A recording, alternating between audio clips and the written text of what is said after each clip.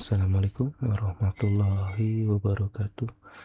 Perkenalkan, nama saya Rusli Aman dengan nomor induk mahasiswa 053552476. Dalam video kali ini saya akan mengerjakan tugas 2 mata kuliah analisis dan visualisasi data. Di sebelah kiri saya sudah buka RStudio ya, program R untuk pengerjaan tugas-tugas pada soal yang diberikan.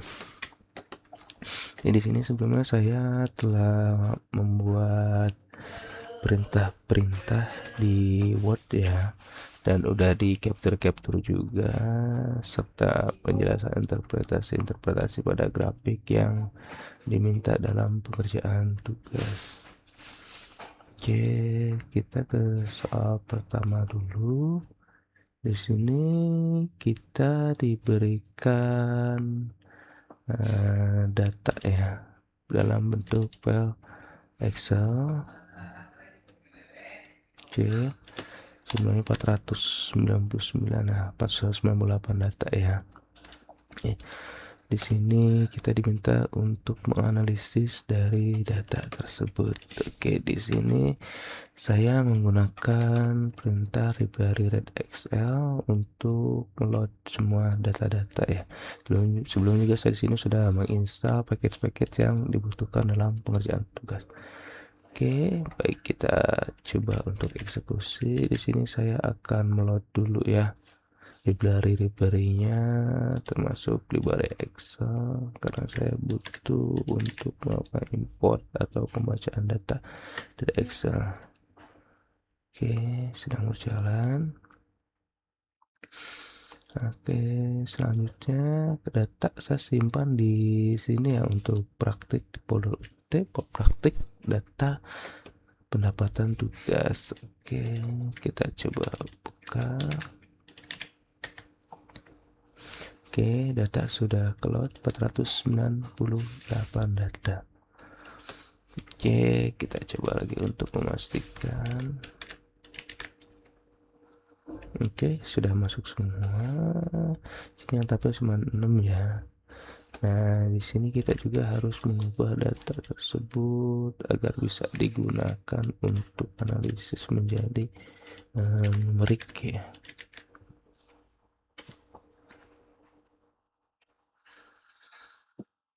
Oke, kita cek lagi.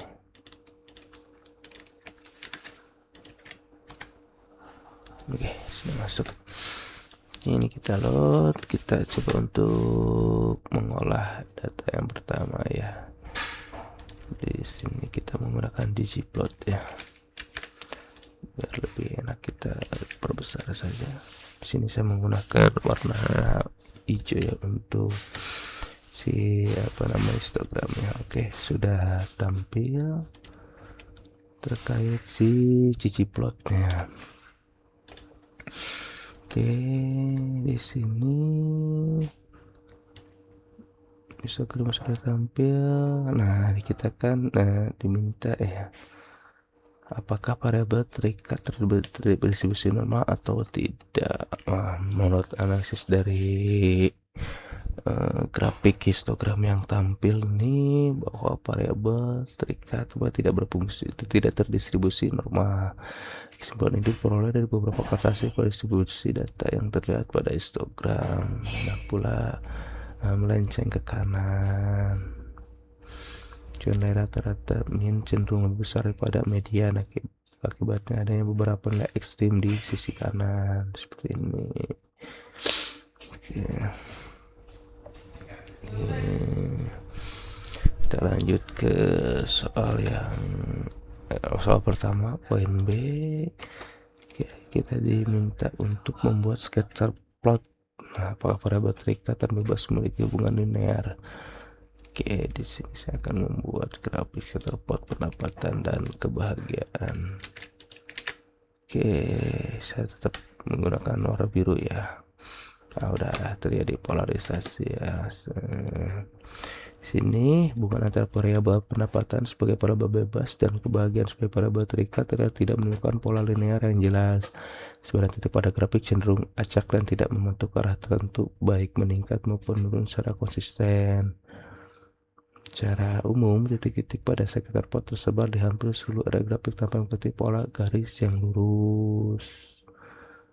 Sekitar pot juga memperlihatkan beberapa titik yang dapat dianggap sebagai anomali atau outlier.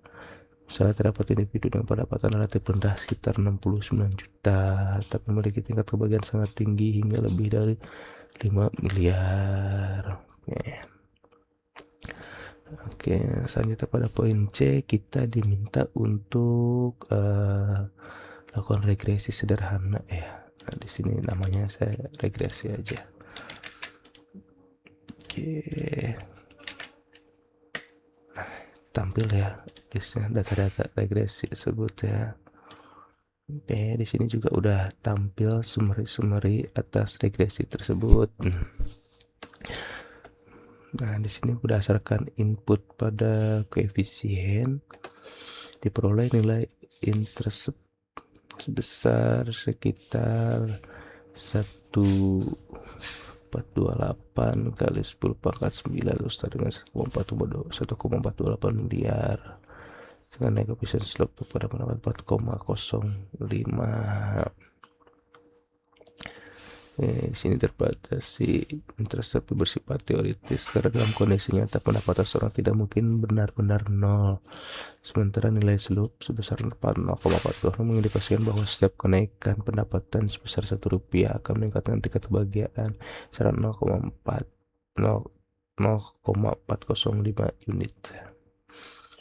Nah, di sini saya sudah jelas-jelaskan interpretasinya ya. Terkait hasil regresi yang timbul. Nah, kita juga diminta untuk melakukan plot regresi tersebut. Di sini akan terlihat ada 4 ya. Nanti ada 4 grafik ya. Nah, di sini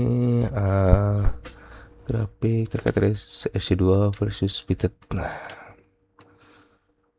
oke, harusnya norma Q residual, scale location, dan residual leverage. Di sini ada poin-poinnya tersendiri ya terkait analisisnya, asumsi linearitas yang telah terpenuhi, Q-float juga, scale location, residual leverage juga.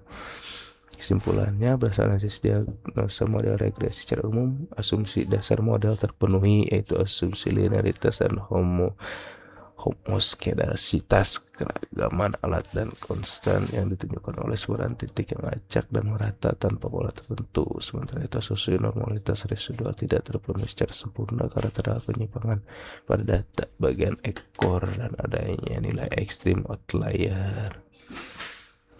Oke, yang terakhir kita diminta untuk memvisualisasikan hasil regresi menggunakan grafik dengan langkah-langkah plot atau pada grafik, penambahkan garis regresi linear itu dalam plot tambah bersama regresi linear berjudul.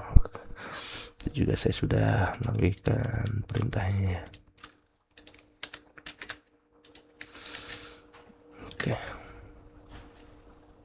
Oke, tampil game smooth ya.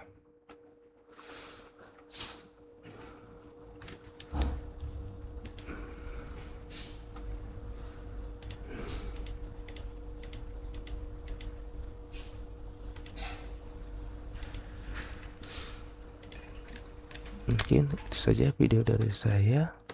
Terima kasih. Assalamualaikum warahmatullahi wabarakatuh.